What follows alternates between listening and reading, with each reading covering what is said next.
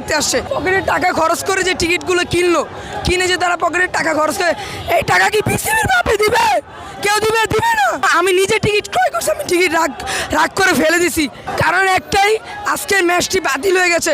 আমার একটাই দাবি, তারা যদি মাঠে না নামে তাহলে আমরা বিক্ষোভ করব। আমরা এখানে ভাঙচুর চালাবো দরকার হলে, তাদের মাঠে নামতে দিন। কারণ এখানে আমার কথা না, এখানে সবার কথা। এখানে অনেক মানুষ দূর দূরান্ত দিয়ে খেলা দেখতে আসছে।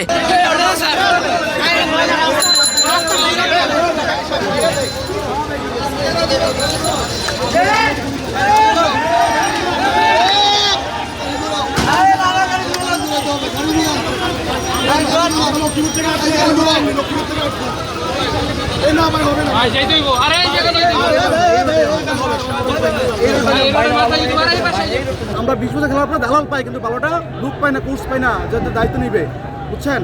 আর বিসিবির পর যে কথাটা বলছে, বিসিবি যে কর্মকর্তা, শুধু এটা ওনারা কথা বলে নাই, এটা আমাদের সাধারণ জনগণের কথা বলছে।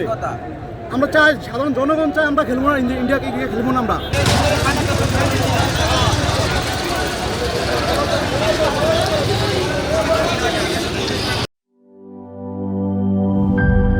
গুড লাক পেনের সফট অয়েল বেসড ইঙ্ক দেয় নিখুঁত লেখার আত্মবিশ্বাস। Good luck pen, make your lakh.